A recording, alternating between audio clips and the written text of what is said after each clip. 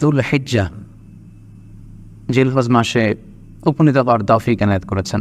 আমরা মালয়েশিয়াতে অলরেডি জিলহজ শুরু করে ফেলেছি এবং আমরা জানি যে এই জিলহজের প্রথম দশক মানে প্রথম 10টি দিন খুবই গুরুত্বপূর্ণ 10টি দিন, আল্লাহ তাআলার কাছে খুবই পছন্দনীয় এই 10 দিনের আমলগুলো, এমনকি জেহাদের চাইতেও বেশি হাদিসে এসেছে। এবং কালামুল্লাহ মাজিদে আল কোরআন আল কারিমে আল্লাহ তাআলা এই জিলহজের প্রথম 10 দিনের শপথ করেছেন।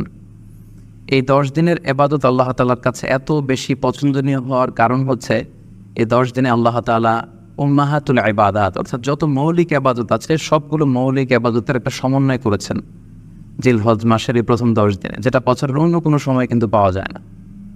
কারণ এই 10 দিনের ভেতরে সালাত আছে, নফল সিয়াম আছে, সাদাকা আছে, কুরবানি আছে, হজের প্রসঙ্গটা আছে, যেটা বছরের অন্য কখনো এরকম উম্মাহাতুল ইবাদাত অর্থাৎ যত মৌলিক ইবাদত আছে সব মৌলিক ইবাদতের কম্বিনেশন সমন্বয় বছরের কোনো সময় কিন্তু আসলে হয় না, যেটা হয়ে থাকে জিলহজ মাসের প্রথম এই 10 দিনের ভেতর। এজন্য এই 10 দিনের ইবাদত আল্লাহ তাআলার কাছে অত্যন্ত বেশি প্রিয়।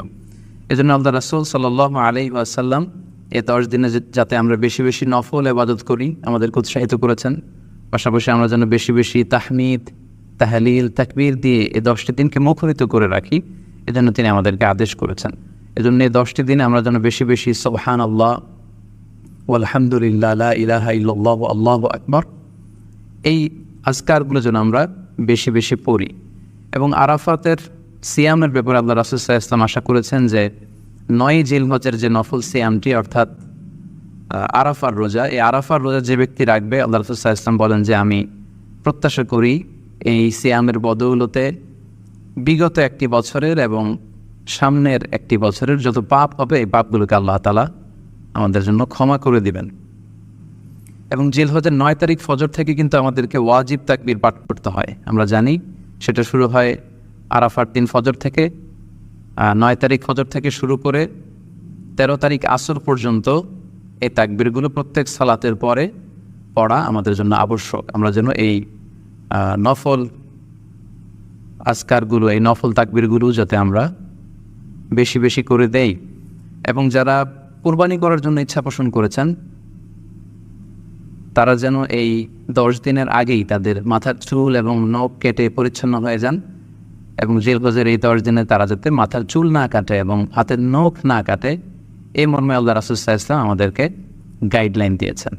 সব মিলে আল্লাহ তাআলার কাছে এই 10টি দিনের ইবাদত খুবই প্রিয়। এমনকি হাদিসে এসেছে, যেটা আমরা বললাম যে জেহাদের চাইতেও বেশি প্রিয়। এজন্য এই সুবর্ণ সুযোগটুকু যেন আমরা কখনোই মিস না করি।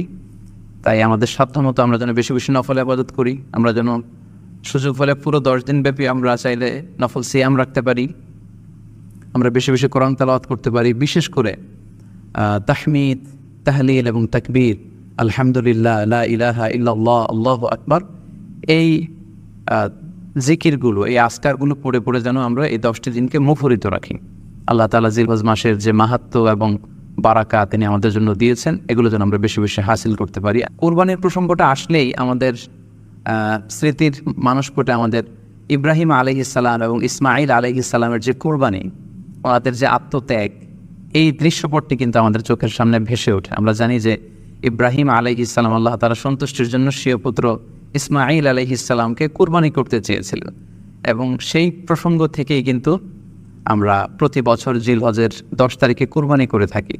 এবং এই দৃশ্যটি আল্লাহ তাআলার কাছে এতই ভালো লেগেছিল, এই আত্মত্যাগের দৃশ্যকে আল্লাহ তাআলা স্মরণীয় করে রাখবার জন্য কিয়ামত পর্যন্ত সব বিশ্বাসীদের জন্য এই জিলহজের একই টাইমে জিলহজের 10 তারিখে কুরবানি করাটাকে আল্লাহ তাআলা আমাদের উপর অবধারিত করে দিয়েছেন। এই বিষয়টি সূরাতুস সাফফাতের 105 নম্বর আয়াতে আল্লাহ তাআলা এভাবে ইরশাদ করছেন, ফালাম্মা বালাগা মাআহু সা'য়া ক্বালা ইয়া বুনাইয়া ইন্নী আরা ফিল মানামি আন্নী আযবাহুক ফানজুর মাযা তারা। অর্থাৎ ইসমাঈল আলাইহিস সালাম যখন একটু বড় হলেন, বাবার সাথে হাঁটতে পারেন, দৌড়াদৌড়ি করতে পারেন, ঠিক তখন ইব্রাহিম আলাইহিস সালাম স্বপ্নে দেখলেন যে তিনি ইসমাঈল আলাইহিস সালামকে কুরবানি করছেন এবং স্বপ্ন দেখেই তিনি সরাসরি ছেলের সাথে কনসালটেশনে গেলেন, পরামর্শ করলেন যে বাবা, আমি তো স্বপ্নে দেখেছি যে আমি তোমাকে কুরবানি করছি, ফানজুর মাযা তারা, what do you think about it, what's your opinion about it. তোমার মতামত কি সেটা তুমি আমাকে বলো। তখন সাইয়েদনা ইসমাঈল আলাইহিস সালাম অত্যন্ত সাহসিকতার সাথে বলিষ্ঠ একটি জবাব দিয়েছিলেন, সেটাও আল্লাহ তাআলা কোরআনে সরাসরি কোট করেছেন। তিনি বলেছিলেন, ক্বালা ইয়া আবাতি ফাআল মা তু'মার সাতাজিদুনি ইনশাআল্লাহু মিনাস সাবিরিন। অর্থাৎ, হে আমার সম্মানিত পিতা, আপনি যেমনটি স্বপ্নে দেখেছেন, আল্লাহ তাআলা আপনাকে যেমন আদেশ করেছে আপনি ঠিক তেমনটিই করুন। আপনি ভয় পাবেন না, ইনশাআল্লাহ আপনি আমাকে ধৈর্যশীলদের অন্তর্ভুক্ত পাবেন। একটু কি কল্পনা করা যায় যে সাইয়েদনা ইসমাঈল আলাইহিস সালাম ছোট্ট শিশু, তিনি যখন শুনলেন যে বাবা তাকে কোরবানি করবে, জবাই করবে, তার প্রত্যুত্তরে তিনি বলেছিলেন, বাবা আমি ভয় পাচ্ছি না, আমি আপনাকে নিয়ে চিন্তিত, আপনি ভয় পাবেন না, বরং আপনি যা আদিষ্ট হয়েছেন আপনি তাই করেন। কারণ নবীরা যখন স্বপ্নে কিছু দেখে সেটা সাধারণ মানুষের মতো স্বপ্ন নয়, সেটা সেটা আল্লাহর পক্ষ থেকে আদেশ। তো আপনি আমাকে ধৈর্যশীল পাবেন, আপনি ভয় পাবেন না। সাইয়েদনা ইব্রাহিম আলাইহিস সালাম ইসমাঈল আলাইহিস সালামকে কুরবানি করতে শুরু করলেন, জবাই করতে শুরু করলেন। আল্লাহ তাআলার কাছে এই দৃশ্যটি এত ভালো লাগলো, আল্লাহ তাআলা সাইয়েদনা জিবরাইল আলাইহিস সালামকে দিয়ে জান্নাত থেকে একটি বকরি বা মেষ পাঠিয়ে দিলেন। সাইয়েদনা ইসমাঈল আলাইহিস সালামকে ছুরির নিচ থেকে সরিয়ে ফেলা হলো, আর সেখানে ইসমাঈল আলাইহিস সালামের পরিবর্তে একটি জান্নাত থেকে আনা বকরি বা ছাগলকে সেখানে কুরবানি করা হলো। আল্লাহ তাআলা বললেন, কদ সাদ্দাকতা রুইয়ান, ইব্রাহিম তুমি তো তোমার স্বপ্নকে সত্যায়ন করেছো, বাস্তবে রূপান্তরিত করেছো, তুমি তো এই কঠিন পরীক্ষায় সফলতার সাথে উত্তীর্ণ হয়েছ। সাইয়েদনা ইব্রাহিম আলাইহিস সালাম পরীক্ষায় উত্তীর্ণ হলেন, এবং বাপ বেটার এই দৃশ্যায়নটি আল্লাহ তাআলার কাছে এত ভালো লেগেছে, আরশের উপর থেকে আল্লাহ তাআলা এত পছন্দ করেছেন ওনাদের স্যাক্রিফাইসকে, কুরবানিকে, কিয়ামত পর্যন্ত আমরাও যাতে কুরবানি করি আল্লাহ তাআলা আমাদের জন্য এটাকে অবধারিত করে দিয়েছেন। সমাজে শুধু এখানে আমাদের জন্য সবচেয়ে বড় যে শিক্ষণীয় বিষয় সেটি হচ্ছে সাইয়েদনা ইব্রাহিম আলাইহিস সালামের ঔরসে যখন ইসমাঈল আলাইহিস সালাম আসে, তখন তাফসীর এসেছে ইব্রাহিম আলাইহিস সালামের বয়স ছিল 86 বছর। Could you imagine that? 86 বছর বয়সে যখন একটা সন্তান আল্লাহ তাআলা ওনাকে দান করলেন, আল্লাহ তাআলা বললেন যে সেই সন্তানকে তুমি জবাই করো। আমরা অনেক দম্পতির কথা জানি, তাদের সন্তান হয় না, 15 বছর, 20 বছর, 25 বছর পর অনেক সময় তাদের সন্তান হয়। সেই সন্তানটাকে তারা কত পছন্দ করে, সেই বাচ্চাটাকে তারা কত আদর করে। তো 86 বছর বয়সে আল্লাহ তাআলা ইসমাঈল আলাইহিস সালামকে দান করেছিলেন। এই আদরের সন্তানটাকে আল্লাহ তাআলা বলেন তুমি কুরবানি করো। কারণ এই বয়স্ক অবস্থায় যখন ইব্রাহিম আলাইহিস সালাম ইসমাঈল আলাইহিস সালামকে পেয়েছিলেন, তখন তিনি হৃদয়টাকে উজাড় করে দিয়ে নিজের ছেলেটাকে ভালোবাসতে শুরু করলেন, এবং হৃদয়ের ভালোবাসার জায়গাটার মধ্যে যে সিংহাসন, সে সিংহাসনে তিনি ইসমাঈলকে বসিয়েছিলেন। আল্লাহ তাআলা চেয়েছিলেন যে ইসমাঈলকে সেখান থেকে সরিয়ে ওই ভালোবাসার সিংহাসনের জায়গাটাতে তুমি যেন আল্লাহ তাআলাকে স্থান দাও, এবং সেই পরীক্ষাটাই তিনি বেসিক্যালি সাইয়েদনা ইব্রাহিম আলাইহিস সালামের কাছ থেকে করেছিলেন, এবং সেই পরীক্ষায় সাইয়েদনা ইব্রাহিম আলাইহিস সালাম সফলতার সাথে উত্তীর্ণ হয়েছিলেন। অর্থাৎ আল্লাহ চেয়েছিলেন যে তোমার হৃদয়ের ভালোবাসার সবচাইতে বড় জায়গাটা হচ্ছে ইসমাঈলের, তোমার পুরো হৃদয়টা জুড়ে আছে ইসমাঈল। আমি চাই তুমি আমার সন্তুষ্টির জন্য এই ইসমাঈলকে বিলিয়ে দাও, এই ইসমাঈলকে কুরবানি করে দাও। সম্মানিত শুধু এই স্টোরিটা থেকে আমাদের জন্য শিক্ষা হচ্ছে যে সাইয়েদনা ইব্রাহিম আলাইহিস সালামের হৃদয়ের সবচাইতে পছন্দনীয় বিষয়টা ছিল ইসমাঈল। তিনি ইসমাঈল আলাইহিস সালামকে, নিজের ছেলেকে বেশি পছন্দ করতেন। ইব্রাহিম আলাইহিস সালামের হৃদয়ে যেমনি ইসমাঈল ছিল, আমাদের প্রত্যেকের হৃদয়ে কিন্তু এরকম এক একটা ইসমাঈল আছে, কল্পিত ইসমাঈল, রূপক ইসমাঈল।